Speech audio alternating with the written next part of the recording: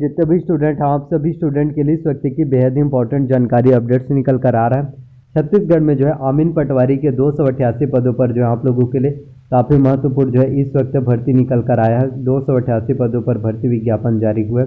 Category wise आपको मैं post बताऊंगा कि आमीन पटवारी के लिए कितना कितना पोस्ट है जनरल, ओबीसी, एससी और एसटी कैटेगरी वाले स्टूडेंट के लिए।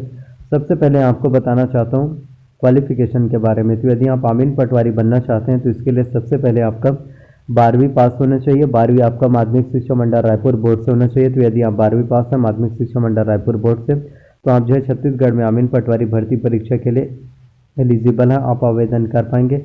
वहीं आमीन पटवारी बनने के लिए आपका कंप्यूटर्स का डिप्लोमा कोर्स होना चाहिए।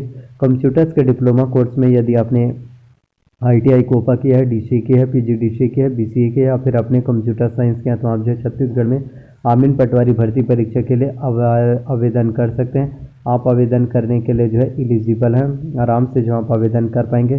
तो छत्तीसगढ़ में एक के बाद एक आप लोगों के लिए नई नई गवर्नमेंट जॉब वैकेंसीज, नई नई भर्ती विज्ञापन आप लोगों के लिए एक के बाद एक जो निकल कर आ रहे हैं। तो आमीन पटवारी का वैकेंसीज काफ़ी ज़्यादा महत्वपूर्ण है। अब मैं आपको बताना चाहता हूँ कैटेगरी वाइज पोस्ट के बारे में। आयु सीमा के बारे में पहले बताना चाहता हूँ। तो आमीन पटवारी के लिए मिनिमम एज लिमिट 18 वर्ष, मैक्सिमम 40 वर्ष है। अब आपको बताऊंगा कैटेगरी वाइज पोस्ट 288 पोस्ट में कितने कितने पोस्ट हैं कैटेगरी वाइज, सिलेबस और एग्जाम पैटर्न के बारे में, कौन सी पुस्तकें आपको पढ़ना है, कौन सी बुक और कौन से राइटर्स को आपको फॉलो कर रहे हैं, जिससे कि हम जो है छत्तीसगढ़ में आमीन पटवारी भर्ती परीक्षा एग्जाम्स को क्वालिफाई कर पाएंगे। हर एक जानकारी इस वीडियो में मिलने वाला है, तो लास्ट तक वीडियोज़ को जरूर देखिए। तो छत्तीसगढ़ में आमीन पटवारी भर्ती परीक्षा की कैटेगरी वाइज पोस्ट की बात करें तो आमीन पटवारी के लिए जनरल कैटेगरी वाले स्टूडेंट के लिए 90 पोस्ट है, ओबीसी के लिए 75 पोस्ट हैं, एससी के लिए जो है 60 पोस्ट हैं और EWS के लिए जो 21 पोस्ट हैं, एसटी के लिए 30 पोस्ट है, EXS के लिए 15 पोस्ट है। तो कुल टोटल जो है 288 पोस्ट आप लोग देख सकते हैं। SC, ST, OBC, EWS, EXS सभी के लिए जो है कैटेगरी वाइज पूरा डिवाइडेड है। अब मैं आपको सिलेबस के बारे में बताता हूँ ताकि आपको और अच्छे से जानकारी मिल पाए। तो आमीन पटवारी भर्ती परीक्षा की सिलेबस और एग्जाम पैटर्न की बात करें तो आपके एग्जाम में कुल टोटल 150 प्रश्न पूछे जाते हैं। प्रत्येक प्रश्न आपके 1 अंक के होंगे और इसमें माइनस मार्किंग, निगेटिव मार्किंग भी देखने को मिलता है। हिंदी से आमीन पटवारी भर्ती परीक्षा में 10 अंकों के प्रश्न आएंगे, अंग्रेजी से भी 10 अंकों के, कंप्यूटर संबंधी सामान्य ज्ञान से 20 अंकों के, गणित से 30 अंकों के, सामान्य मानसिक योग्यता जनरल मेंटल एबिलिटी से 15 अंकों के, सामान्य ज्ञान से जो है 35 अंकों के, समसामयिक घटनाक्रम करंट अफेयर से 15 अंकों के, छत्तीसगढ़ की सामान्य जानकारी से 15 अंकों के। तो एक एक करके मैं आपको कंप्लीट पूरा डिटेल्स आउट करता हूँ ताकि आपको और अच्छे से बारीकी से समझ में आ सके। हिंदी की बात करें तो इसमें आपका स्वर, व्यंजन, वर्तनी, वचन, काल, संज्ञा, सर्वनाम, क्रिया, प्रयोग, समास, रचना, प्रकार, संधि की जानकारी, उपसर्ग, प्रत्यय, तत्सम, तद्भव, देशज, पर्यायवाची, विलोमार्थी, अनेकार्थी शब्द, मुहावरे व लोकोक्तियाँ, ये सभी हिंदी के व्याकरण में पूछे जाएंगे। तो हिंदी के व्याकरण की तैयारी यदि आप करना चाहते हैं तो इसके लिए आप जो है दिल्ली IAS एकेडमी का बुक ले सकते हैं। तो यदि आप दिल्ली IAS एकेडमी के बुक से हिंदी की तैयारी करेंगे, हिंदी की प्रिपरेशन करेंगे, आपको हिंदी के बारे में बहुत अच्छे से कंप्लीट नॉलेज मिल जाएगा।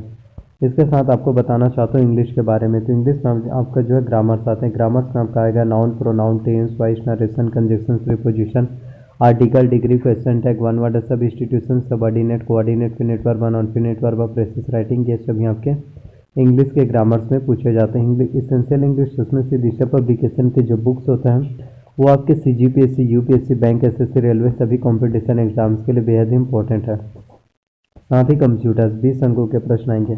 तो मैं 100% कह सकता हूँ कि आपका एग्जाम में जो है 15 अंक अवश्य रूप से आ पाएंगे यदि आप परीक्षा मंथन की बुक से तैयारी करेंगे। कंप्यूटर्स में 20 अंकों में आएगा कंप्यूटर का परिचय, कंप्यूटर के उपयोग, कंप्यूटर की सामान्य जानकारी, कंप्यूटर के प्रमुख भाग जिसमें आपका CPU, input device, output device के बारे में जानकारी, प्रिंटर के प्रकार जिसमें आपका इंकजेट, लेजरजेट, डॉटमेटिक प्रिंटर, डिजिबल प्रिंटर, ऑपरेटिंग सिस्टम की जानकारी जिसमें MS DOS operating system, MS Windows, MS Office में, MS Word, MS Excel, MS PowerPoint, MS Access, इन सभी चीज़ों के बारे में कंप्लीट नॉलेज पूछे जाते हैं। साथ ही आपको इंटरनेट के बारे में जानकारी होना चाहिए। ईमेल, अब आपसे पूछा जाए कि ईमेल का आविष्कार कब हुआ तो आप सभी कोई भी स्टूडेंट नहीं जान पाएंगे। तो आपको बताना चाहता हूँ कि ईमेल की शुरुआत 1971 में हुआ था।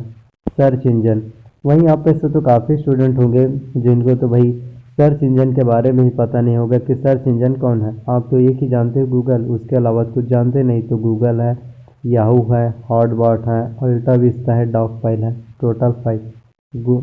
वहीं ब्राउज़र की बात करें, वेब ब्राउज़र सिंपल है, आप लोग एक ही जानेंगे, गूगल क्रोम।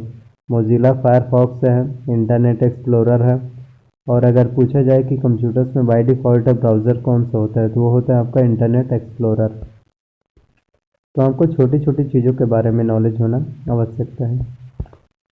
साथ ही शॉर्टकट कीज हो गए, फुल फॉर्म्स, लाइनेक्स, यूनिक्स, इन सभी चीज़ों के बारे में भी नॉलेज आएंगे। साथ ही जो है मैथ्स से, मैथ्स की बात करें तो मैथ्स में आपका परिमेय, परिमेय संख्याओं का वर्ग, घन, गुणनखंड, वर्गमूल, घनमूल तथा घातांक नियम, महत्तम समापवर्तक तथा लघुत्तम समापवर्तक, बीजगणित, बेलन, शंकु, घन, घनाभ, औसत, चाल, समय तथा दूरी, इनसे संबंधित प्रश्न पूछे जाते हैं। मैथ्स की तैयारी करना है, गणित की तैयारी कीजिए। तो आपको एक ही चीज़ मैं बोलना चाहता हूँ, सपने आपके हैं, मेहनत आप कर रहे हैं, तो किसी की बात सुनकर अपने सपने बिल्कुल भी मत छोड़िए, अपने सपने को मत तोड़िए। आप लोगों को एक चीज़ लगता होगा कि एक समय के बाद कि यार इसमें कुछ नहीं होगा, दूसरा स्किल, फिर दूसरा फील्ड देखते हैं। एक समय के बाद उसमें भी आपको बोरियत महसूस होने लग जाएगा। एक ही चीज़ को अगर आप निरंतर मेहनत करते रहेंगे तो एक दिन सफलता ज़रूर मिलेगी। यार आपको कई बार मैं बोल चुका हूँ कि सक्सेस का कोई निश्चित टाइम डेट नहीं होता कि आपको इतने दिन में सक्सेस मिल जाएगा, लेकिन हाँ, ये गारंटी ज़रूर है कि अगर आप लगे रहे, एक ही चीज़ में मेहनत करते रहे, तो आपको सक्सेस जो है ज़रूर मिलते रहेंगे। अपनी स्किल को बढ़ाइए, अगर आपके पास स्किल होगा तभी जॉब मिलेगा, वरना तो आप लोगों ने अभी तो देखा ही होगा कि इंजीनियरिंग वाले बेचारे क्या कर रहे हैं। बोलते हैं भाई हम इंजीनियरिंग कर रहे हैं, जब हमारा डिग्री पूरा हो जाएगा हम इंजीनियर हैं, 40,000 मिलेगा वेतन, और उसके बाद 2 साल के बाद, 3 साल के बाद देखना 50,000, 60,000 महीने कमाएंगे। और रियलिटी क्या है पता है, इंजीनियरिंग वाले पकोड़े चलते हैं, ये रियलिटी है। तो जितना हो सके रियलिटी को पहचानिए। इंजीनियरिंग कर रहे हैं, फार्मेसी कर रहे हैं, बोलते हैं ना, आप लोगों ने सुना ही होगा, कोई एलएलबी कोर्स कर रहा है तो क्या बोलता है, मैं वकील हूँ। फार्मेसी कर रहा है तो वो बोलता है मैं मेडिकल वाला हूँ, फार्मासिस्ट हूँ। और वहीं कोई पॉलिटेक्निक वाला रहता है, जो इंजीनियरिंग वाला रहता है, वो क्या बोलता है पीटी एग्ज़ाम्स को क्वालिफाई करके, यार मैं तो इंजीनियर हूँ, 40,000 मिलेगा, 50,000 मिलेगा। भाई अभी के डेट में पकोड़े तलते हैं इंजीनियर वाले। तो हर साल 12 lakh, 5 lakh student graduation complete करते हैं, पोस्ट 600 से 700, तो कहाँ से सिलेक्शन हो पाएगा। तो ये देश की यही हालत है, स्टूडेंट कितना भी पढ़ ले, लास्ट में क्या करेंगे, पकोड़े तलेंगे।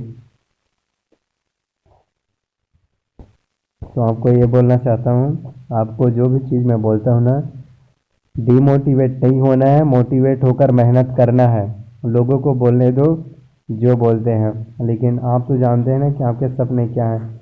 बस सपनों में अगर आपकी जान है, शिद्दत है, मेहनत है, जोश जुनून है, एफर्ट है, सब्र है, संयम है, परिश्रम है, आज नहीं तो कल आपको कामयाबी ज़रूर मिलेगी। कमेंट में जो लिखना चाहते हैं आप लिख सकते हैं, आपकी मर्ज़ी।